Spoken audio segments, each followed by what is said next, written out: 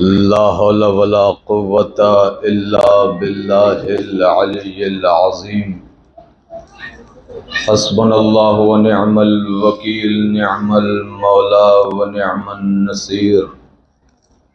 اعوذ باللہ من الشیطان اللعین الرجیم، بسم اللہ الرحمن الرحیم۔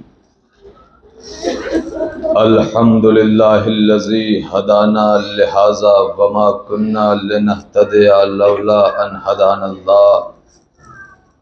لقد جاءت رسول ربنا بالحق، ثم الصلاة والسلام والتحیۃ والاکرام علی النبی المکی المدنی القرشی الہاشمی الابتہی، مولانا و مولا الثقلین جد الحسنین ابی القاسم محمد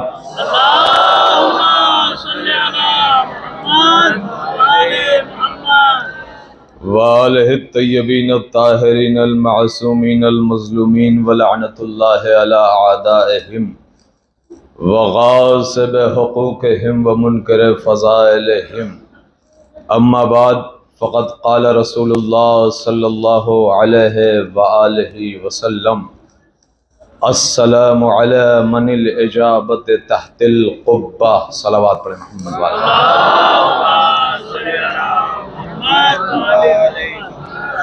کچھ عرض کرنے سے پہلے آپ حضرات کی خدمت میں گزارش گزار ہوں، ایک مرتبہ سورہ حمد اور 3 مرتبہ سورہ توحید کی تلاوت فرما کر سید کرار حسین ول سید زوار حسین، ام لیلہ بنت رجب حسین، ابن مرزا ول زکی مرزا، صبا فاطمہ بنت سید کرار حسین اور تمام مومنین کی روح کو ایصال فرما۔ بلند ترین صلوات پڑھیں محمد والے محمد۔ یہ صلوات بلند تو نہیں تھی،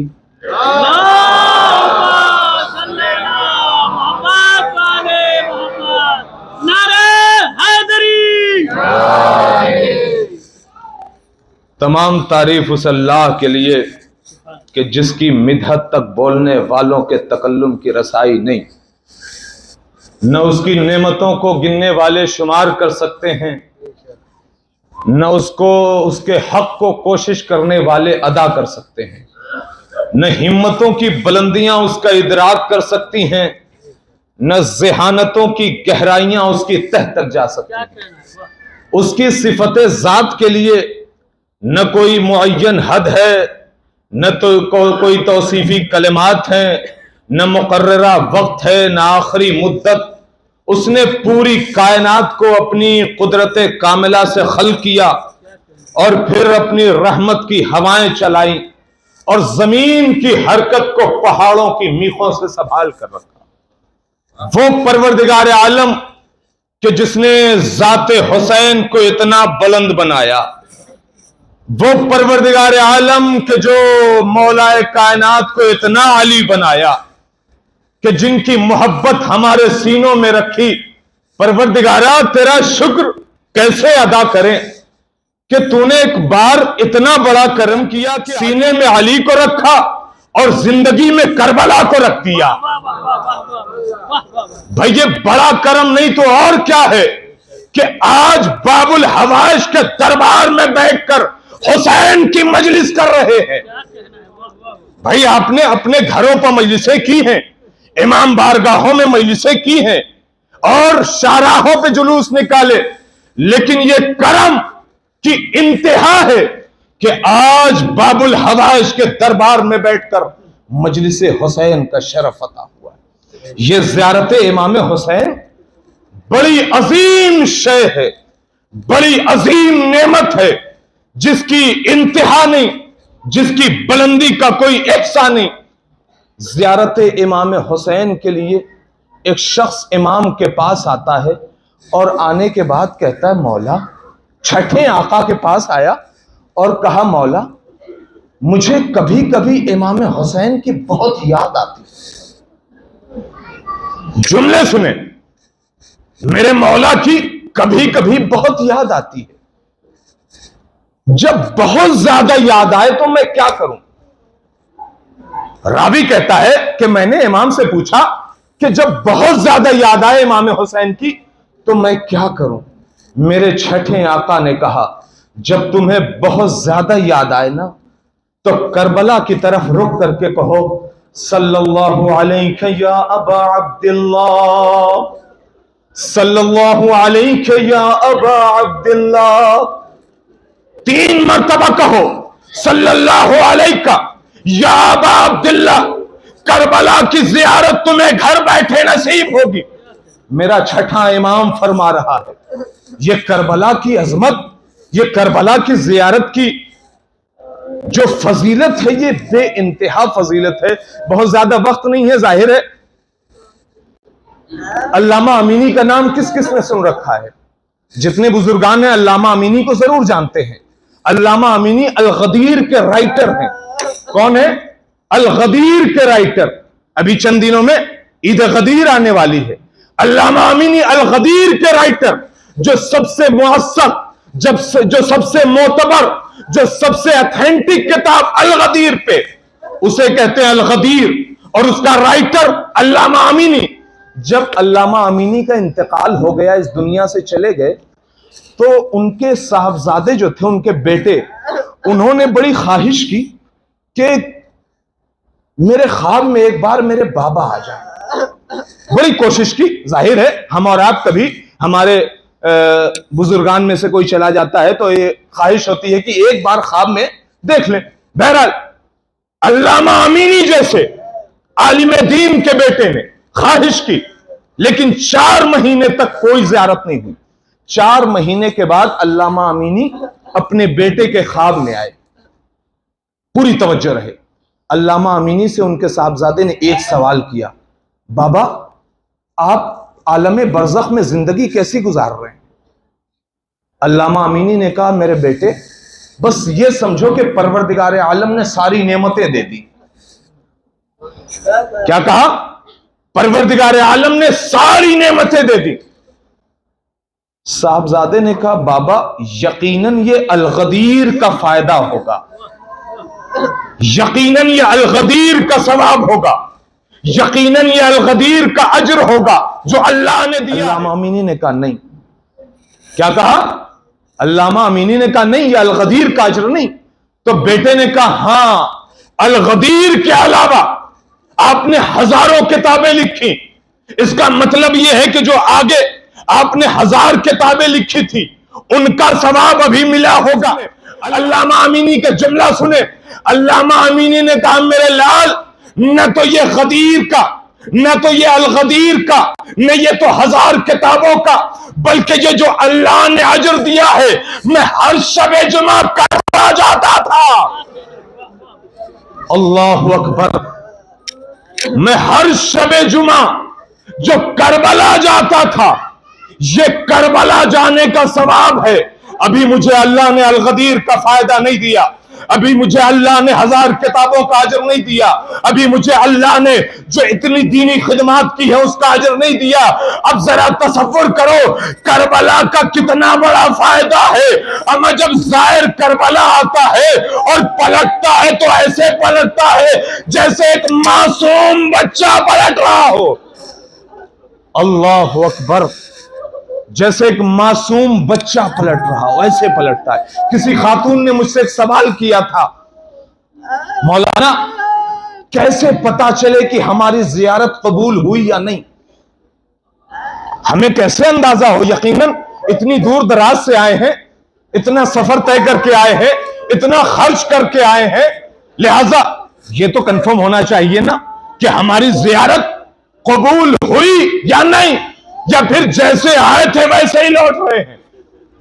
یہ میں نہیں، کوئی عالم نہیں، کوئی علی کے در کا بھکاری اور غلام نہیں، بلکہ میرا چھٹا آقا فرماتا ہے کہ دیکھو تمہیں کسی سے پوچھنے کی ضرورت نہیں، اپنے ضمیر سے سوال کرو کیا تم جیسے آئے تھے ویسے ہی لوٹ رہے ہو؟ اللہ اکبر، کیا جیسے آئے تھے ویسے ہی لوٹ رہے ہو یا کچھ بدل کے لوٹ رہے ہو، کچھ تبدیل ہو کے لوٹ رہے ہو، کچھ چینج ہو کے لوٹ رہے ہو؟ بس اتنا سمجھ جاؤ کہ اگر تم بدل کے لوٹ رہے ہو تو تمہاری زیارت قبول۔ اس کا مطلب یہ ہے کہ امام بتانا چاہتے ہیں کہ دیکھو کربلا صرف ایک پکنک کا نام نہیں، کربلا صرف ایک سفر کا نام نہیں، کربلا صرف کچھ دن آ کر زندگی گزار لینے کا نام نہیں، بلکہ کربلا ایک درسگاہ ہے، کربلا ایک زندگی دینے والی جگہ ہے، اس لیے کہ یہی وہ جگہ ہے کہ جہاں سے بڑے بڑے شہنشاہوں نے اپنی شہنشاہیت کو برقرار رکھا، لہذا ہم سرزمین کربلا پر آئے ہیں۔ مجھے کوئی فضائل نہیں پڑھنا، آج بھی ایک جملہ کہہ دو، یہ ذہن میں آ گیا، آج بھی بہت سارے، میں جب انڈیا پہنچا تو بہت سارے لوگوں سے ملاقات ہوئی جس میں بزرگان بھی، میں نے کہا کربلا کی زیارت کر لیجئے، ایک بار کربلا پہنچ جائیے، کیونکہ جتنی ہم نے کربلا کی فضیلتوں میں پڑھی ہے، بحار الانوار کی 10ویں جلد اٹھائیے، آپ کے تصورات سے بالا ہے کربلا کے فضائل۔ میرے پاس وقت نہیں ہے، واقعاً آپ جب پڑھیں گے تو سمجھ میں نہیں آئے گا کہ کربلا کے اتنے فضائل۔ لہذا جس سے بھی کہا ایک بار کربلا چلے جائیے، کربلا چلے جائیے، کیونکہ امام حسین کی زیارت ایک بڑی عظیم زیارت ہے۔ مولا فرماتے ہیں کہ تم نمک سے روٹی لگا کر کھا لینا، قبر حسین کی زیارت نہ چھوڑنا، نمک سے روٹی لگا کر کھا لینا، کربلا کی زیارت نہ چھوڑنا، اور بلکہ میرا امام تو یہاں تک کہتا ہے کہ تم کربلا ضرور جانا، چاہے تمہیں قرض لینا پڑے، ادا ہم کریں گے۔ یہ ہے کربلا، یہ ہے کربلا، یہ ہے کربلا، لہذا کربلا ضرور آؤ، بار بار آؤ۔ میرا مولا فرماتا ہے جسے اللہ نے عطا کیا ہے، جس کے پاس دولت ہے، جس کے پاس ثروت ہے، جس کے پاس طاقت ہے، جس کے پاس فلوس ہے، اسے سال میں 2 بار کربلا آنا چاہیے۔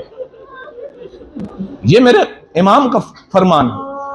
لہذا جس سے بھی کہا کربلا جائیے، آگے سے جواب آیا مولا بلائیں گے تو جائیں گے، مولا بلائیں گے تو جائیں گے۔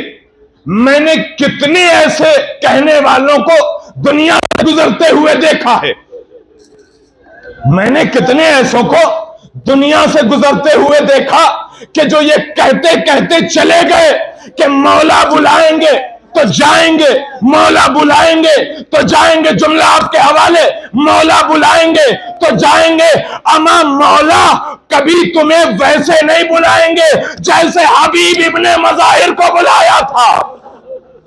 تم حر کی طرح آؤ اور اپنے کردار کو بدل کے جاؤ، اپنے کیریکٹر کو بدل کے جاؤ، اپنے نیچر کو بدل کے جاؤ۔ یہ کربلا بدلنے کی جگہ ہے، یہ کربلا بدلاؤ کی جگہ ہے، یہ کربلا چینج ہونے کی جگہ ہے۔ لہذا یہ کربلا بڑی عظیم ہے، اسے بالکل بھی فراموش نہ کیجئے۔ محرم قریب ہے، اللہ کرے ہم سب محرم ویسے منائیں جیسے میرے آقا چاہتے ہیں، ہم محرم ویسے انداز میں منائیں جیسے میری شہزادی مانتی اور چاہتی ہے۔ عزاداروں، کربلا بڑی عظیم درسگاہ کا نام ہے، یہ ہمارے مقدر کی معراج ہے۔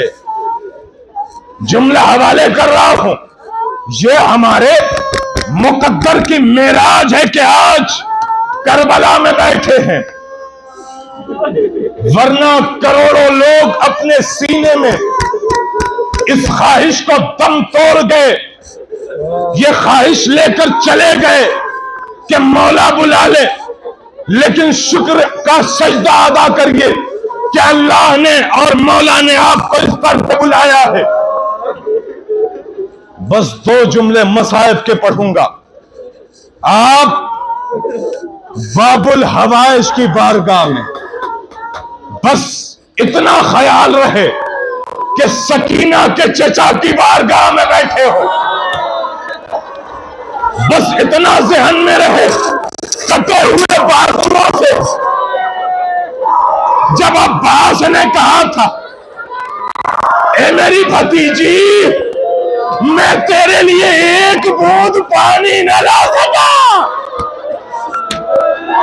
ہاں جزاک اللہ، یہی حق ہے گریہ کرنے کا، ایسا موقع ہمیشہ میسر نہ ہوگا۔ مولا تمہیں سلامت رکھے، مولا تمہیں آباد رکھے، جی بھر کے گریہ کرو، اللہ جانے اگلے برس کون آئے۔ ہاں جزاک اللہ، مولا تمہیں سلامت رکھے۔ مولا عباس کی بارگاہ میں بیٹھے ہو عزیزوں، جب میرا آقا، جب میرا مولا ایک مرتبہ کربلا کے میدان میں یکو تنہا، میں مولا کے مصائب نہیں پڑھوں گا، میں آقا کے آقا کا مصائب پڑھنا چاہتا ہوں۔ جب میرے آقا امام حسین لمحے آخر میں ایک مرتبہ خیمے پہ پہنچے اور کہا بہن زینب سلام، رقیہ سلام، فضہ سلام، سکینہ سلام۔ جب سلام کر چکے میرا آقا باہر آیا، گھوڑے پر سوار ہوا، ایک چھوٹی سی بچی گھوڑے کو سموں کو پکڑ کر اے میرے بابا کے گھوڑے، میرے بابا کو نہ لے جا، ارے جو صبح سے گیا کوئی واپس نہیں آیا۔ جزاکم اللہ خیر الجزا، صبح سے کوئی واپس نہیں آیا۔ یہ قبولیت کا وقت ہے عزادارو، یہ قبولیت کا وقت ہے۔ باب الحوائج کے دربار میں بیٹھے ہیں، باب الحوائج کے دربار میں بیٹھے ہیں۔ اللہ ان سب کی حاجتوں کو قبول کر لے۔ اللہ مولا ان سب نے اپنے اپنے ہاتھوں کو بلند کیا ہے، مولا ان سب نے اپنی اپنی جھولیوں کو پھیلایا ہے، مولا بڑے ارمان سے آئے ہیں، مولا بڑی خواہشیں لے کر آئے ہیں، مولا بڑی چاہتیں لے کر آئے ہیں، مولا انہیں خالی نہ لوٹ آئیے گا، مولا کوئی خالی نہ لوٹے۔ آپ باب الحوائج، آپ باب المراد، آپ باب المراد۔ ہاں بس دو جملے مسائل کے سن لو۔ مولا عباس کے سردار میں بیٹھے ہو، نہیں ابھی جی بھر کے گریہ نہیں کیا تو جملہ سنو، یہ جو زری ہے نا، یہ زری ہے نا، اس کے بعد وہ پانی کہ جو آج بھی عباس کا بابا شرمندہ ہو کے کر رہا، اے میرے آقا جزاک اللہ، مولا تمہیں سلامت رکھے۔ ہاں یہی حق ہے گریہ کرنے کا، یہی حق ہے حسین کا رونے کا۔ جب کسی نے پوچھا نا مولا میں کیسے گریہ کروں، کہ جب تمہیں رونا ہے تو حسین میں رویا کرو۔ جزاکم اللہ، مولا تمہیں سلامت رکھے۔ بس آخری جملہ، امام حسین پشتے فرس پہ آگے چلے، لوگوں کا ہجوم آیا، کوئی تیر مارتا ہے، کوئی تلوار مارتا ہے، کوئی نیزہ مارتا ہے، کوئی بھالا مارتا ہے، کوئی شمشیر مارتا ہے۔ جس کے پاس کچھ نہ تھا جھولیوں میں بھرے ہوئے پتھروں سے وار کر رہا ہے۔ جزاکم اللہ، اما قیامت آ گئی۔ جس کے پاس پتھر نہ تھے کربلا کی زمین گرم رے حسین کے زخموں میں مار، حسین کے زخموں میں مار رہا تھا۔ حسین زین پہ ڈگمگانے لگے، حسین زین پہ ڈگمگانے لگے۔ ایک مرتبہ جب جناب مختار کا دور آیا، بس آخری جملہ خاموش ہو کر سن لو، بس ایک لمحہ جناب مختار کا دور آیا۔ جناب مختار نے سارے ظالموں کو ظلم کا سزا دینا شروع کیا. ایک ظالم کے پاس پہنچے, کہا تم نے کیا کیا؟ کہا میں نے کچھ نہیں کیا. کہا تم نے کچھ نہیں کیا, جو لایا تھا اسے بلایا گیا. تم اسے کیوں لائے؟ تم اسے کیوں لائے؟ تم اسے کیوں لائے؟ کہا میرے آقا یہ جھوٹ بول رہا ہے. جناب مختار نے کہا بتا تم نے کیا کیا؟ کہا میں نے کچھ نہ کہا. جناب مختار نے کہا سچ بتا تو نے کیا کیا؟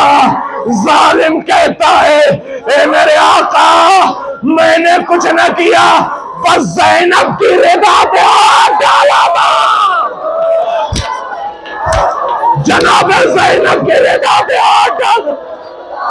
اللہ اکبر, مولا عباس کا عالم ہے. میرا حسین زین پہ ڈگمگا رہا ہے. ایک ظالم سے کہا اے ظالم تو نے کیا کیا؟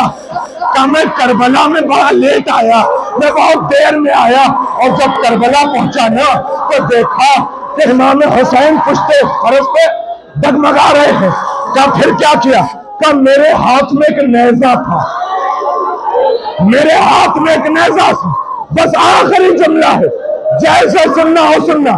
میرے ہاتھ میں ایک نیزہ. مختار نے کہا کیا کیا؟ ظالم کہتا مختار میں حسین کے دائیں گیا, میں حسین کے بائیں گیا, میں حسین کے پیچھے گیا, میں حسین کے آگے آیا. کہا کیا دیکھا؟ کہا میں نے چاروں طرف دیکھا, کوئی ایسی جگہ نہیں تھی جہاں نیزہ مار سکوں. اللہ اکبر, جہاں نیزہ مار سکوں, جہاں نیزہ مار سکوں. مختار کہتے ظالم تم نے کیا کیا؟ ظالم کہتا ہے مختار میں نے غور سے دیکھا حسین کی پیشانی خالی تھی, میں نے نیزہ مارا, حسین زین سے زمین پائے. ایک دکھیاری ماں اے میرے لوگ.